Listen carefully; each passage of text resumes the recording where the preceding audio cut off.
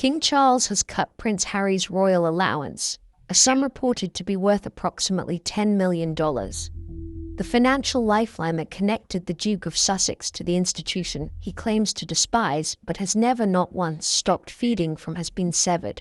And if the reports emerging from palace insiders are accurate, and we have very good reason to believe they are, this isn't just about money. This is about something far more significant. This is about Archie. This is about Lilibet. This is about a scheme so audacious, so breathtaking in its entitlement, that when the full picture finally crystallized for the king and his advisors, there was only one possible response. The door didn't just close, it locked. First, let's talk about the money, because the money tells you everything you need to know about the fundamental dishonesty at the heart of the Sussex project. $10 million. That's the figure being reported.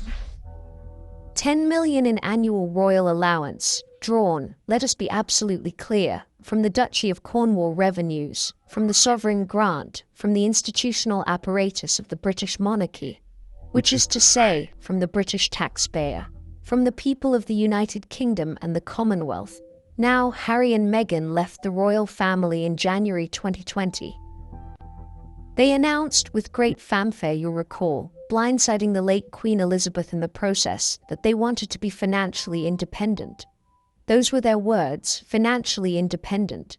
They wanted to step back as senior royals and forge their own path. Beautiful sentiment, wasn't it? Very modern, very Californian, except here's the thing that always nagged.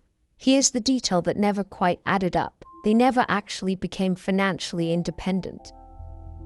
Oh, they signed the Netflix deal, reportedly worth $100 million, though the actual figures remain conveniently opaque. They signed the Spotify deal, $20 million supposedly, before Spotify quietly showed them the door after producing approximately 12 episodes of a podcast that nobody listened to. Meghan launched a lifestyle brand. Harry wrote a book. They gave speeches at $50,000, $100,000, $200,000 a pop, and yet the royal allowance kept flowing. $10 million, year after year, flowing from Charles, first as Prince of Wales, then as king, to his younger son. A son who was simultaneously appearing on American television calling his family racist. A son whose wife was telling Oprah Winfrey in front of 70 million viewers worldwide that the institution had driven her to suicidal thoughts and then refused to help. You were doing all of that while cashing the checks. Let that sink in. Because I think it's important we understand exactly what kind of arrangement this was. This wasn't a son receiving a private gift from his father's personal wealth. This was a member of the royal family receiving institutional funding, funding that comes with institutional obligations. Obligations like loyalty, like discretion, like not selling your family's private conversations to a publishing house for commercial gain. Harry took the money and broke every single one of those obligations. Meghan, one suspect, helped him draft the invoice, and Charles, patient, long-suffering Charles, kept paying, until now. So what changed? What finally pushed the king past the point of no return? Their answer, according to multiple sources close to the palace, centers on the children. On Archie Harrison Mountbatten-Windsor, aged 5, and Lilibet Diana Mountbatten-Windsor, aged 3. Specifically, it centers on Harry's increasingly aggressive attempts to secure royal titles and royal status for both children, and on what those attempts revealed about the true nature of the Sussex strategy. Now, let me be careful here, because this is sensitive territory. These are children. They didn't choose their parents, and they certainly didn't choose to become pawns in whatever game is being played between Montecito and Buckingham Palace, but the facts are the facts. When Harry and Meghan's children were born, they were not automatically entitled to the style of prince or princess.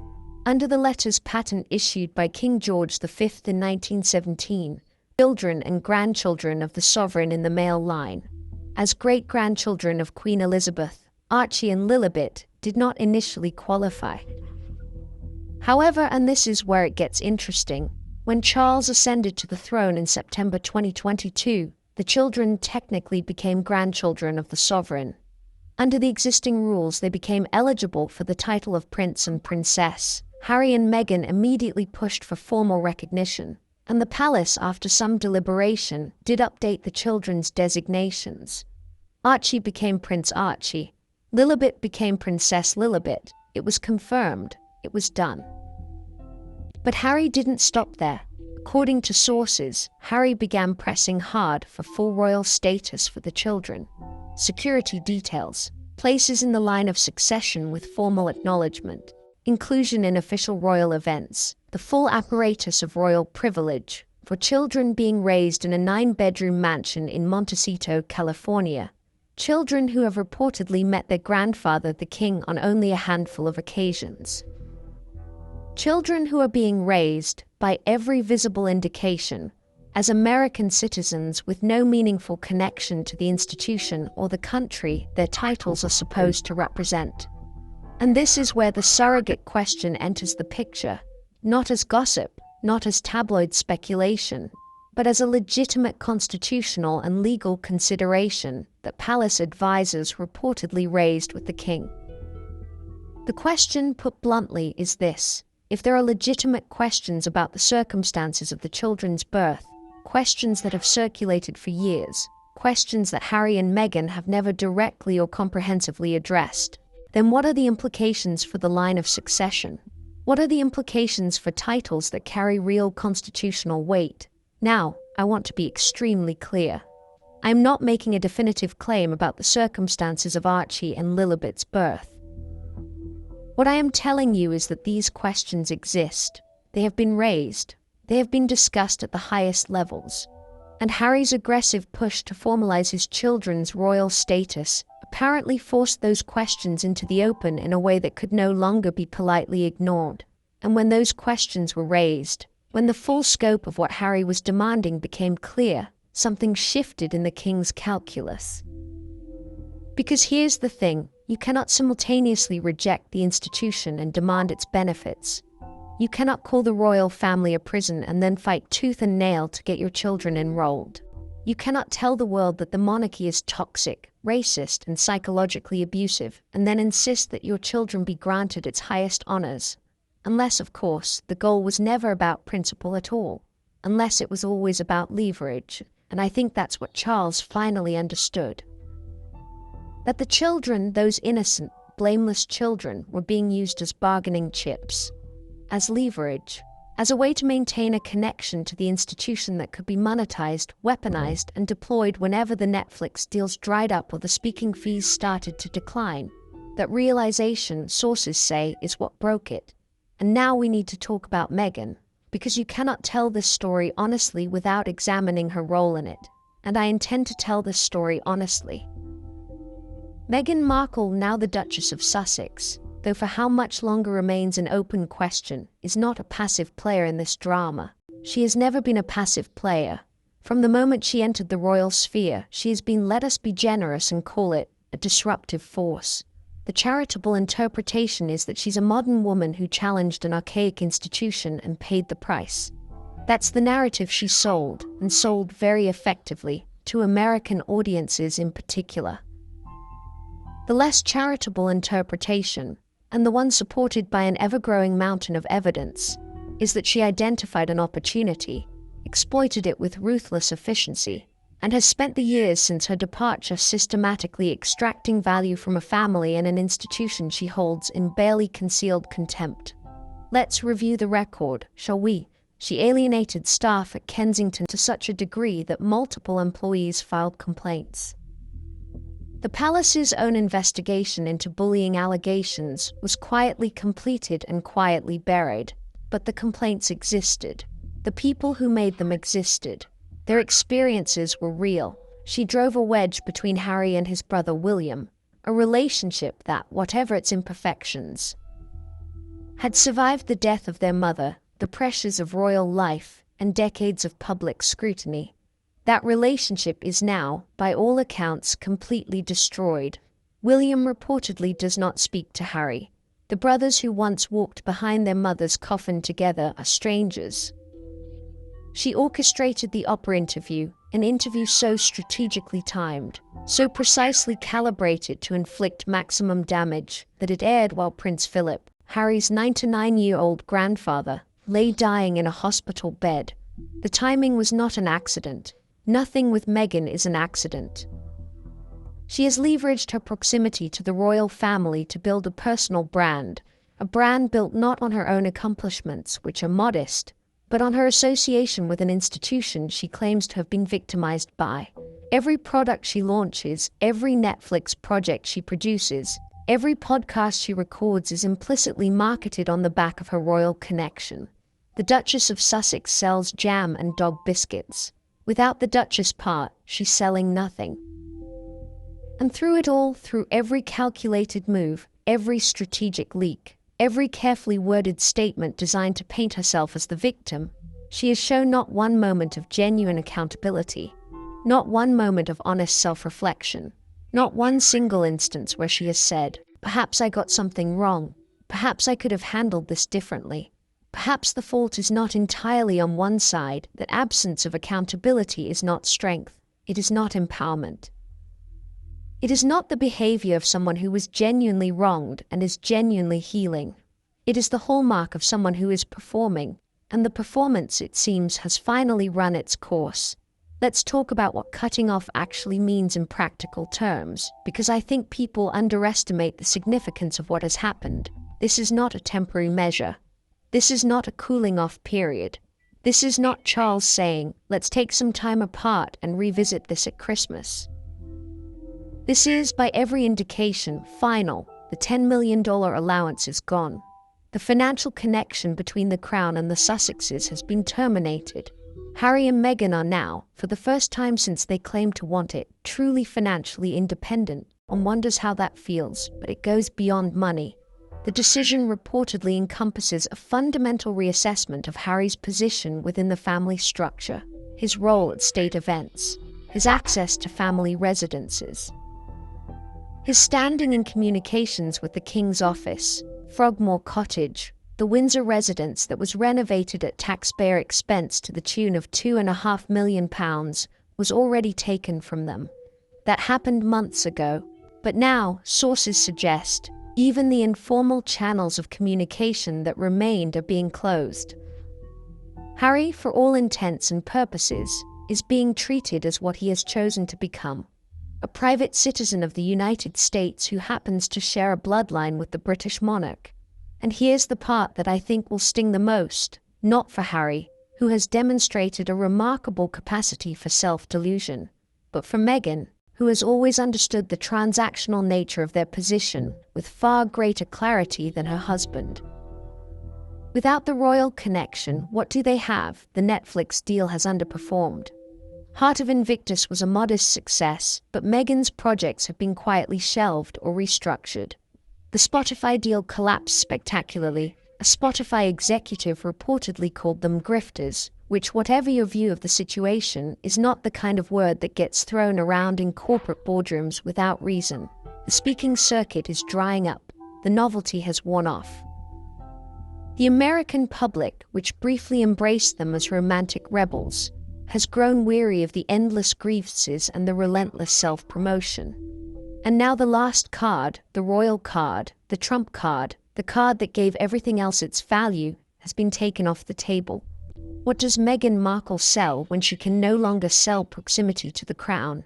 That is the question that I suspect keeps her up at night in that 9-bedroom Montecito mansion. And it is a question to which I suspect she does not have a good answer. But let me pull back for a moment, because this story is about more than Harry and Meghan. It's about more than palace politics and family feuds. This story is about the monarchy itself, about its survival, about the choices that institutions must make when individual members threaten the integrity of the whole. Charles has been criticized, fairly in many cases, for being slow to act, for being indecisive, for allowing sentimentality to cloud his judgment where Harry is concerned. But this decision, if it holds, represents something significant. It represents a king choosing the institution over his personal feelings, choosing duty over sentiment, choosing the long-term survival of the monarchy over the short-term comfort of avoiding conflict with his own son. That is, whether you support the monarchy or not, a consequential act of leadership. The Queen, the late Queen Elizabeth, was by all accounts deeply reluctant to take decisive action against Harry and Meghan. She loved her grandson. She hoped, perhaps naively, that time and distance would heal the rift. She granted them the space they asked for and absorbed the blows they delivered with characteristic grace and stoicism. But the Queen is gone. And Charles, whatever his faults, has apparently concluded that grace and stoicism are not enough, that the bleeding must be stopped, that the institution must be protected, even if protection requires amputation. It is a brutal metaphor, but it is, I think, an accurate one. So where does this leave us? Harry and Meghan are in Montecito. They are presumably strategizing. There will be statements. There will be carefully sourced leaks to sympathetic American outlets. Meghan will likely appear somewhere looking composed and dignified because the performance never stops. There may be another interview, another documentary, another book. The grievance machine will grind on because the grievance machine is all they have left. But the machine is running on fumes now. The fuel, the royal connection, the institutional legitimacy, the financial support, the proximity to the crown has been cut off, and the audience is shrinking. The British public made up their minds long ago. The Commonwealth has largely moved on. And the American public, which was always the target market for the Sussex brand, is beginning to realize what many of us on this side of the Atlantic understood from the start, that this was never about love. It was never about modernization. It was never about challenging a broken system or standing up for mental health or fighting racism. It was about Meghan Markle. It was always about Meghan Markle. And now the king, her father-in-law, the man whose family she systematically dismantled for profit and content, has finally said, enough. Meghan Markle arrived in the United Kingdom in 2016 as the girlfriend of Prince Harry, the younger son of the then Prince of Wales, fifth in line to the throne. She was an actress, a reasonably successful one. She had a recurring role on a legal drama, a lifestyle blog, some modeling work, some advocacy work. She was attractive, articulate, and clearly ambitious. None of that is a criticism. Ambition is not a character flaw. But here's what I want you to consider. Here's the question I want you to sit with as we work through this story together. At what point does ambition become something else? At what point does strategic self-interest become a pattern of behavior so consistent, so deliberate, so thoroughly documented that calling it anything other than what it is becomes an act of willful blindness? Because the record exists. It has always existed, and the record is not kind. Before she was even officially part of the royal family, the warning signs were there. Staff at Kensington Palace began raising concerns almost immediately after Harry and Meghan moved in together. The concerns were specific. They were documented. They described a working environment that multiple experienced royal household professionals found intolerable, not because Meghan was demanding high standards, which would be entirely understandable and appropriate, but because the demands were erratic, the goalposts moved constantly, and the professional consequences for those who couldn't keep up were swift and personally devastating. People left. Good people. Who had served the royal family with distinction, and who had navigated the particular pressures of that environment with professionalism and grace. They left because they could not work for Meghan Markle. Now, a person of genuine self-awareness might look at that pattern, might look at the volume of departures, at the specific and consistent nature of the complaints, and ask themselves, is there something in my behavior that is contributing to this? Is there something I could do differently? Meghan Markle looked at that pattern and briefed journalists that she was the victim of a racist and hostile British press determined to destroy her. And here's the thing. Here's what makes this story so extraordinarily difficult to discuss in certain circles. The racism accusation is a near-perfect shield. It is almost impossible to critique Meghan Markle without someone accusing you of racism. The criticism itself becomes evidence of the racism she is alleging. It is a closed loop, a rhetorical trap so elegantly constructed that it doesn't matter whether the specific accusations are true. The mere fact of your disagreement becomes your conviction. It is brilliant. I use that word with no admiration whatsoever, but I will not pretend it isn't what it is. It is brilliant. But brilliance in the service of manipulation is not a virtue. And manipulation is what this has been from the very beginning. Let's talk about the Oprah interview, because I don't think we talk about it enough. I don't think we talk about what it actually was, as opposed to what it was presented as being. It was presented as a vulnerable, honest conversation between two women, one a global icon of authenticity and empathy, the other a wronged duchess speaking her truth at enormous personal cost. That was the framing. That was the packaging. And tens of millions of people around the world accepted that packaging without examining what was inside it. What was inside it was a series of claims, some vague, some specific, none of them independently verified, designed to inflict the maximum possible reputational damage on the royal family, while maintaining a veneer of personal vulnerability that made direct challenge almost impossible. The claim that there were conversations within the royal family about the potential skin color of Meghan and Harry's unborn child. Delivered with just enough ambiguity, Meghan initially said she wouldn't share who said it. Harry later appeared to implicate his father and brother before walking that back, to ensure the accusation landed everywhere while the evidence landed nowhere. The claim that Meghan had been driven to suicidal thoughts and that when she sought help from the institution, she was refused. A claim that the palace firmly denied. A claim that, if true, would represent a profound institutional failure. But a claim that was also perfectly timed, perfectly worded, and perfectly delivered to make any institutional response look like victim blaming. The claim that Archie had been denied a royal title, which was either a fundamental misunderstanding of how royal titles work or a deliberate misrepresentation of those rules. And I will let you decide which is more likely given everything else we know, every claim, every tearful pause, every carefully deployed silence, designed, calibrated. Tested, I have no doubt, in preparation with media advisors who understood exactly what they were doing and exactly what they were trying to achieve.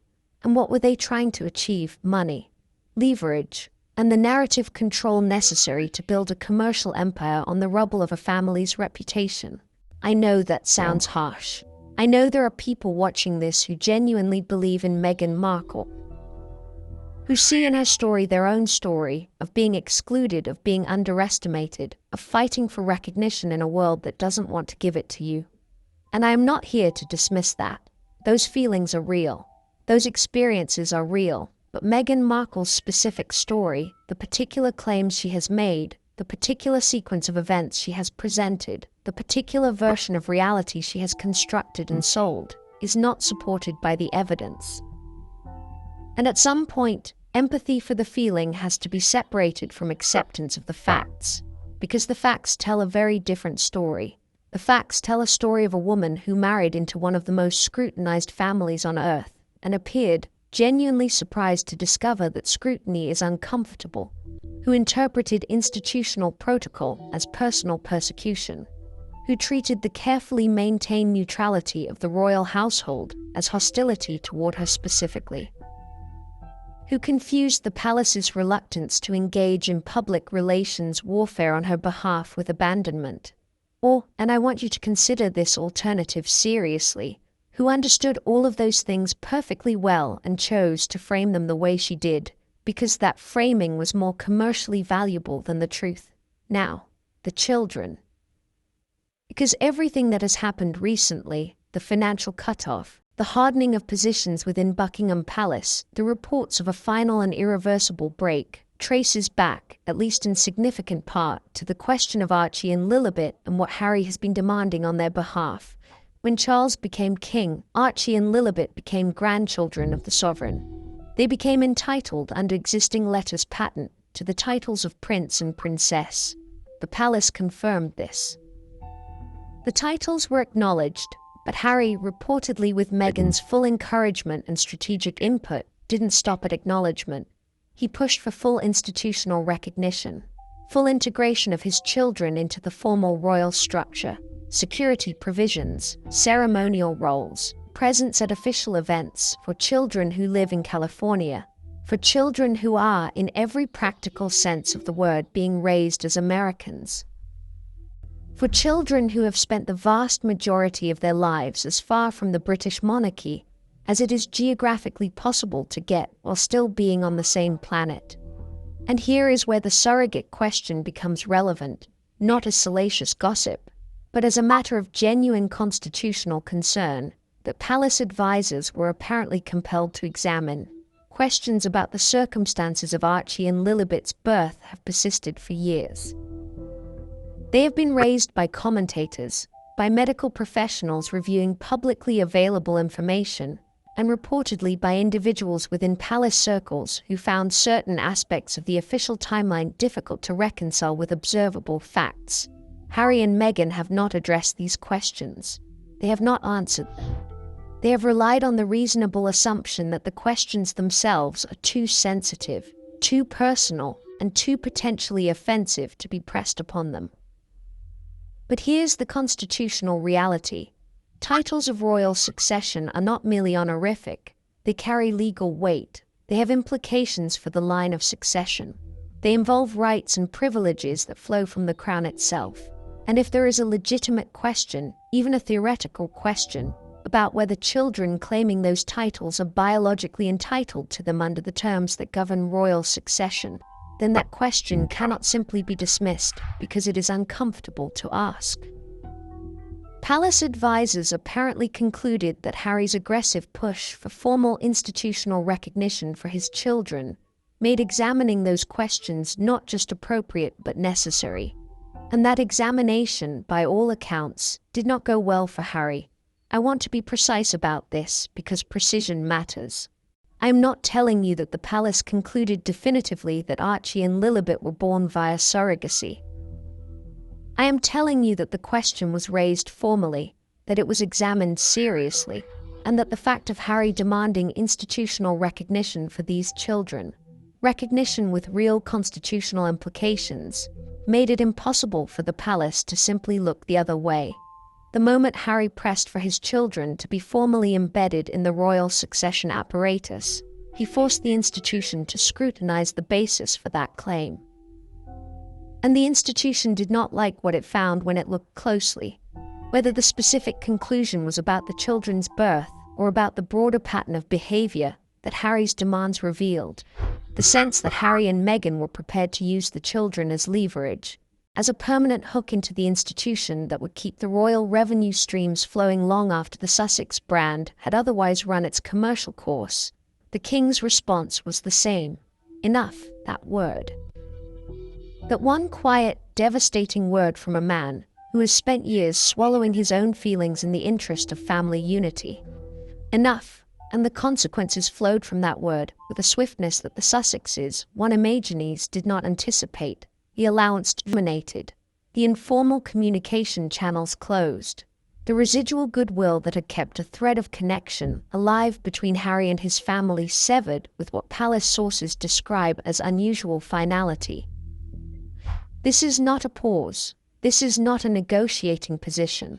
This is not Charles being dramatic and waiting for Harry to come and apologize so they can have a tearful reunion that gets dramatized in season 9 of The Crown. This is the end of something. And I think what makes it so significant, what makes it more than just another chapter in an ongoing soap opera, is what it reveals about the nature of the game that was being played. Because Harry and Meghan's entire strategy, from the moment they announced their departure from royal life, has depended on maintaining a connection to the institution they were publicly rejecting. That connection was the product. That connection was what made the Netflix deals worth $100 million. That connection was what filled the speaking engagement calendar and generated the book advances and gave every lifestyle product Meghan launched its particular glamour and its particular price point. Without the connection, there is no product. The Duchess of Sussex without the Duchess is Rachel Meghan Markle, a 43-year-old former cable television actress with a lifestyle blog and a range of artisanal preserves. I'm not being cruel. I'm being accurate. The entire commercial edifice that Harry and Meghan have constructed since leaving royal life is built on a foundation that they do not own and cannot control. It belongs to the crown. It belongs to the institution. It belongs to the 1,000-year history of the family that Meghan married into and spent 5 years systematically undermining. And Charles has now, finally, reclaimed it. He hasn't done it with drama. He hasn't done it with a public statement or a formal announcement or a ceremony designed to signal the significance of the moment. That's not how the British establishment operates. It operates through quiet, firm, irreversible action taken without fanfare and without the slightest interest in how it plays on social media. The money stopped. The doors closed. The calculation is done. And now Harry and Meghan have to face the reality that they have been running from since the day they stepped back from royal duties. They have to stand on their own, not on the foundation of Harry's birthright, not on the foundation of Meghan's royal title, not on the foundation of the institution's credibility and history and the global fascination that 1,000 years of monarchy generates, on their own. And the results of their attempts to stand on their own, divorced from royal leverage, have not been encouraging. Spotify found them insufferable and ended the relationship. Netflix has quietly restructured their deal and shelved multiple projects. The speaking fees are declining as the novelty of the Sussex brand wears off and audiences realize that the speech is essentially the same speech every time. A mixture of vague wellness messaging, gentle royal grievance, and inspirational platitudes that sound profound for approximately 45 seconds before dissolving into nothing. Meghan's lifestyle brand has launched to modest interest and declining coverage. The press, which once couldn't get enough of every Sussex development, has begun to treat them with something worse than hostility. Indifference. There is nothing more lethal to a brand built on attention than indifference. You can fight hostility. You can reframe criticism. You can position negative coverage as evidence of the persecution you've been claiming all along. But you cannot fight people simply not caring anymore, and that is where we are heading. Rapidly. The British public reached indifference some time ago. The Commonwealth got there shortly after. The American public, the last and most important constituency for the Sussex brand, is catching up faster than Harry and Meghan's team would like to admit. The Netflix algorithm doesn't lie. The streaming numbers don't lie. The podcast download figures, even when you can't access them because Spotify has buried the data, tell their own story in the form of a deal that was worth $20 million and ended without a renewal. The market has spoken. It just hasn't used the language that Meghan is accustomed to hearing. She's accustomed to hearing applause, to hearing validation, to hearing the particular sound of an audience that has been carefully curated and strategically warmed up before she walks into the room. The market doesn't applaud, it just moves on. And Charles, by removing the financial lifeline and closing the institutional door, has accelerated that process in a way that no amount of strategic communications can reverse. Because here's what the money represented, beyond the money itself. It represented the possibility of return. As long as Charles was paying, there was a relationship. Strained, damaged, defined by griefs on one side and weary patience on the other, but a relationship, a connection. A thread that Harry could, theoretically, one day choose to pull that might bring him back into some form of formal royal life. That thread is gone now. Harry is not coming back. Not because Charles has closed the door on a whim, but because Harry has spent 5 years making choices that have made return impossible. Every interview, every disclosure, every private family moment converted into content, every confidence broken, every institution weakened, every relationship damaged. You cannot do all of that and come back. The math doesn't work. And I suspect beneath whatever performance of grievance and victimhood will follow this development, and there will be a performance, there is always a performance. Harry knows that. Whether Meghan will let him acknowledge it is another question entirely. So where does this end? What is the final destination of this particular royal saga? I think it ends quietly. I think it ends not with a dramatic confrontation or a final devastating interview or a legal battle that clarifies everything, but with a gradual fading, with the Sussex brand becoming a niche concern rather than a global phenomenon. With the book deals getting smaller and the documentary budgets getting tighter and the audience getting older and the new generation of royal watchers having no particular emotional investment in people they've never really known as royals. I think it ends with Meghan reinventing herself, because reinvention is what she does. She will find a new narrative a new identity that doesn't depend quite so heavily on the royal connection. She is resourceful. She is intelligent. She is absolutely relentless in her own cause, but I also think that whatever she builds next will be smaller than what she had. Because what she had, proximity to the crown, the title, the history, the global platform that being a member of the royal family provides, that cannot be replicated, that cannot be manufactured. That was a once-in-a-lifetime opportunity, and she burned it. She burned it carefully, methodically, and with apparent calculation, but she burned it. And now the king has made sure there are no embers left. He didn't just want the titles acknowledged. He wanted the whole apparatus, the security, the formal placement in succession proceedings, the ceremonial inclusion, the institutional embrace. For children who, according to questions that have circulated at the highest levels, and that palace advisors felt compelled to examine formally when Harry's demands made examination unavoidable, may not be biologically entitled to the succession claims being made on their behalf. I will return to that. I will return to all of it. But first, I want to do something that I think is important, and that gets skipped over too often in coverage of this story. I want to talk about who Meghan Markle actually is, not who she presents herself as being, not the narrative she has constructed with the help of highly paid communications professionals and a compliant section of the American media that has decided she is a symbol rather than a person, and has therefore stopped applying to her the journalistic scrutiny they would apply to anyone else, who she actually is. Rachel Meghan Markle was born in 1981 in Los Angeles, California, to Thomas Markle, a lighting director who worked in television, and Doria Ragland, a yoga instructor and social worker. Her parents divorced when she was 6. She grew up in comfortable but not wealthy circumstances, attended private school, studied at Northwestern University, and emerged with a degree in theater and international studies, and a determination to succeed in the entertainment industry that by all accounts was absolute from a very early age. She worked. Let's give her that. The entertainment industry is brutal, and she navigated it with persistence. She did the small parts and the background and the brief appearances, and the slow accumulation of credits that eventually led to Suits, the legal drama on which she played Rachel Zane for 7 seasons, and which gave her, for the first time, genuinely stable professional platform. She also during those years developed a public profile beyond acting. She launched The Tig, a lifestyle blog that positioned her as a voice on wellness, travel, food, and conscious living. She did advocacy work. She spoke at the United Nations.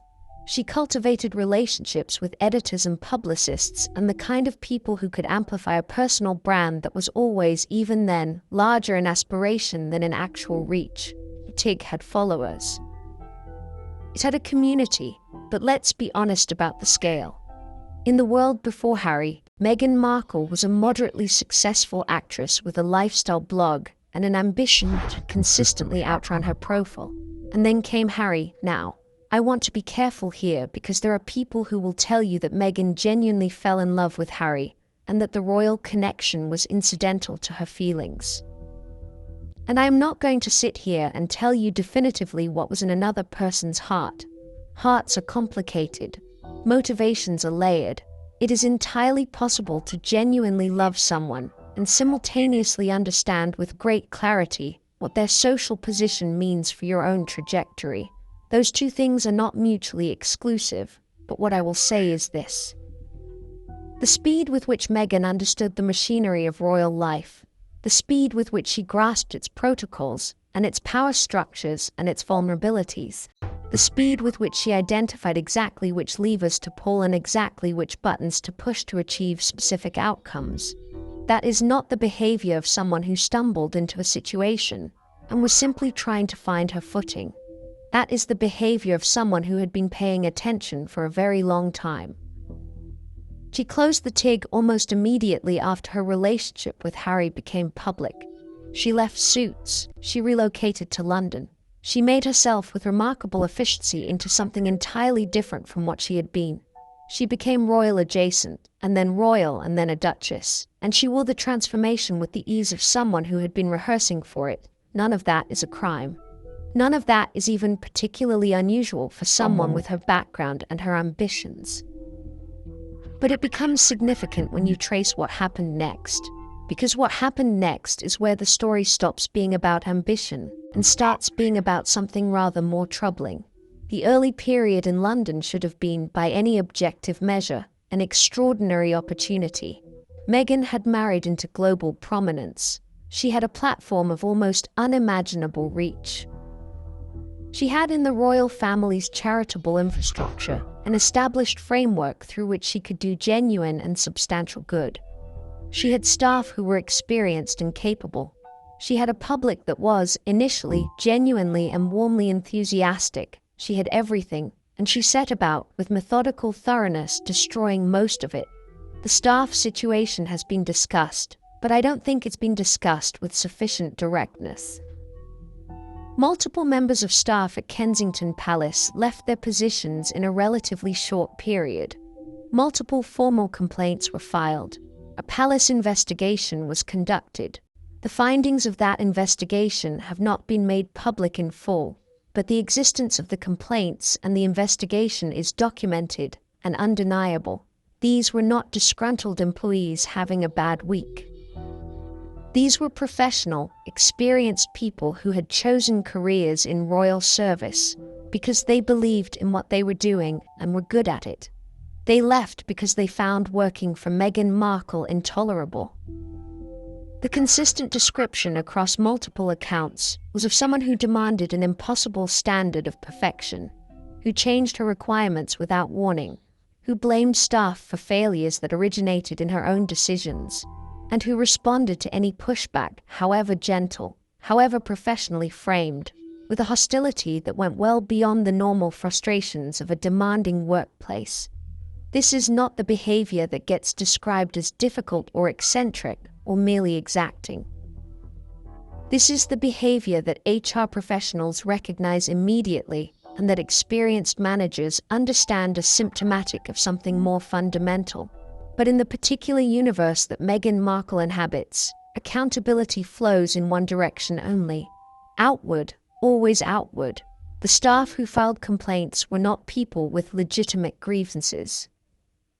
They were in the narrative that was quietly but effectively seeded in sympathetic media, evidence of a racist establishment that couldn't accept a modern, mixed-race woman in its midst. You see how that works. Do you see the elegance of it? Every failure becomes evidence of the persecution. Every complaint becomes confirmation of the bias. Every person who finds her behavior unacceptable becomes, retroactively, a racist or an elitist or a defender of an outdated system. The accusation does the work of the defense, and the actual facts, the specific documented complaints, the specific documented departures, the specific documented findings of the palace investigation, get buried under the emotional weight of a more compelling and more marketable story. It is, I will say again, brilliant. And it is, I will say again, not a compliment. Let's talk about Harry, because Harry is essential to this story, and Harry is also in some ways the most tragic figure in it. I say tragic with full awareness of how that will land with some of you. Harry is a wealthy man with a privileged background who has made a series of choices that have progressively isolated him from his family and his country. He is not, by any conventional measure, someone who deserves the word tragic attached to his name. But hear me out. Harry was, by most accounts from people who knew him before Meghan, a genuinely likable person. Not the sharpest intellect in any room. Not a man of great political subtlety or institutional sophistication, but warm, loyal, funny in the particular way that people who have spent their lives surrounded by formality develop as a defense mechanism. Someone who genuinely cared about the causes he championed, particularly around veterans and mental health. He was also, and this is crucial, someone who had spent his entire life in the shadow of his brother, navigating the particular psychological complexity of being the spare, the backup, the insurance policy, the one for whom no specific role existed beyond availability and loyalty. He had spent years working out what it meant to be Prince Harry in a world that had already decided what Prince Harry was, and had limited interest in complicating that picture. And then Meghan arrived. And for the first time, possibly in his entire life, Harry was the main character, not William's brother, not the Queen's younger grandson, not the spare. He was Meghan Markle's husband, and Meghan Markle was the story, and the story was enormous. And in the light of that story, Harry was transformed from a supporting character into something he had never been allowed to be, the center of attention. You have to understand how intoxicating that would be. You have to understand how completely and how rapidly that kind of attention, that specific, validating global attention, can reshape a person's understanding of themselves and of the world around them. Meghan didn't just give Harry a marriage, she gave him an identity. And when the institution and the family began to push back against some of the behaviors that came with that identity, Harry experienced it not as the normal friction of institutional life, but as a personal attack. As the same forces that had constrained him his entire life trying to put him back in his box, Meghan made sure he experienced it that way. I don't say that lightly. I say it because the evidence, across 5 years of public statements and interviews and documentary revelations, consistently points in that direction. Harry's language, his framing of events, his description of his family, it all bears the unmistakable imprint of someone else's perspective overlaid on his own experience. It sounds coached, it sounds rehearsed. It sounds like a man who has been told what his life means by someone with a very specific interest in that meaning. And now that meaning has cost him everything. His relationship with his brother is gone. By all accounts, William does not speak to Harry. Not strained, not complicated, not working through their issues. Gone. The relationship between two men who lost their mother when they were 15 and 12 years old, who walked behind her coffin in front of a billion watching eyes, who built an adult friendship and professional partnership out of that shared grief, gone. His relationship with his father is now, with the financial cutoff, effectively terminated at an institutional level. Whatever private feelings Charles may retain for his younger son, the king has made a decision that separates Harry from the crown with what sources describe as deliberate and final intent. His relationship with his country, the country where he was born, where he served in the military, where he conducted charitable work that genuinely made a difference to people's lives, is, if not gone, so damaged as to be unrecognizable. What did Harry get in exchange? A house in Montecito. A documentary deal that has underperformed. A book that sold well but at a cost to every relationship he had left. A podcast that no longer exists. A wife who is, by all available evidence, already planning her next reinvention with or without him as a central element. The questions about the longevity of the Sussex marriage itself have grown louder in recent months. I raise them not to be cruel and not to speculate irresponsibly, but because they are relevant to the broader picture. Because if Harry is being used, if his royal connection has been the product all along, and his personal well-being has been secondary to the brand strategy, then the moment that royal connection is fully severed, the moment Charles makes permanent what has been building for years, the calculus of that marriage changes in ways that even a Montecito mansion, full of carefully selected neutral-toned furniture, cannot paper over. What does Meghan need Harry for when Harry has nothing left to give? I'll let that question sit. Now, the children and the titles, because this is where the most recent chapter becomes most significant and most revealing. When Charles became king, Archie and Lilibet automatically became eligible for prince and princess titles as grandchildren of the sovereign.